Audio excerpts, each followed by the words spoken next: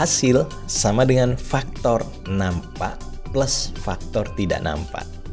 Ini yang harus kita kenali, fahami, dan sadari.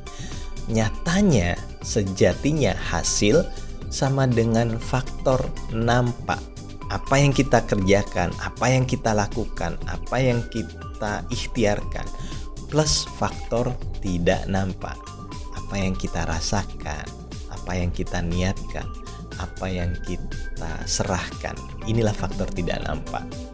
Nyatanya dalam kehidupan ini kita jauh lebih banyak belajar faktor nampak.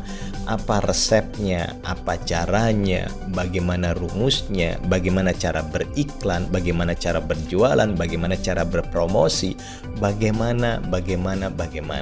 Cara membuat enak makanan, cara membuat bagus brankas, cara membuat bagus produkku, cara membuat. Terus itu yang dilakukan. Lalu iklan di mana, promosi di mana, dan lain sebagainya. Itu semua adalah faktor nampak.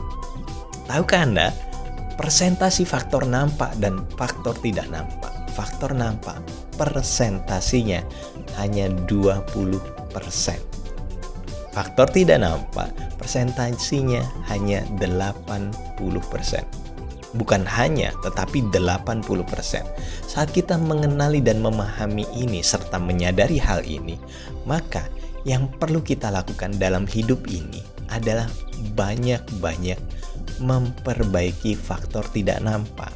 Ada suatu cerita, seorang pedagang bakso memiliki 2 murid. Pedagang bakso ini sudah sangat tua, lalu dia memiliki 2 murid dan berniat mengajarkan bagaimana resep membuat bakso yang enak, yang laris manis. Si A dan si B anggaplah begitu. Semuanya mengikuti resep yang diajarkan, semuanya mengikuti cara yang diajarkan oleh sang guru. Dan saat dirasa pas, dirasa layak, dirasa siap keluar untuk berdagang bakso yang sama dari hasil ajaran sang guru, tiba-tiba si A mendadak tidak rame dan si B mendadak rame dagangannya. Penasaran apa yang dilakukan si A dan apa yang dilakukan si B? Sang guru mengunjungi kedua muridnya. Semuanya sama. Rasanya sama, kekenyalannya sama, enaknya sama, si A dan si B. Lalu sang guru mencari tahu, bagaimana, mengapa si A tidak rame sedangkan si B rame? Dia seharian di situ. Ketemulah jawabannya. Si A memasak dengan penuh ketakutan, penuh kecemasan, penuh kekhawatiran, dan dia tidak ramah pada pengunjungnya. Dia selalu mengeluh, selalu cemas, selalu takut, selalu khawatir. Dan si B mulai dari memasaknya, dia memasak dengan penuh sukacita, dengan penuh kegembiraan, dengan penuh niat baik, dengan penuh niat memberi manfaat bagi siapapun juga.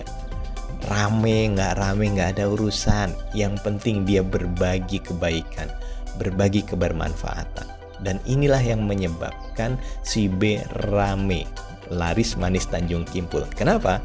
Karena dia tidak sibuk pada kecemasan, ketakutan, kekhawatiran. Dan kita paham bahwa ternyata faktor nampak tidak berbanding dengan hasil. Hasil sama dengan faktor nampak plus faktor tidak nampak. 20% faktor nampak, 80% faktor nampak.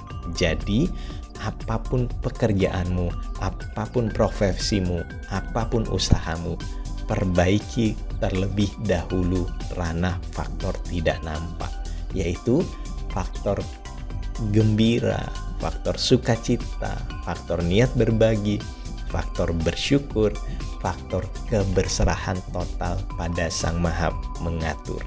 Inilah yang membuat pintu rezeki kita terbuka lebar selebar-lebarnya. Kenapa? Karena faktor tidak nampak mempengaruhi hasil 80% dalam kehidupan. Kenali, fahami, dan sadari itu. Mari upgrade faktor tidak nampak dalam kehidupan kita.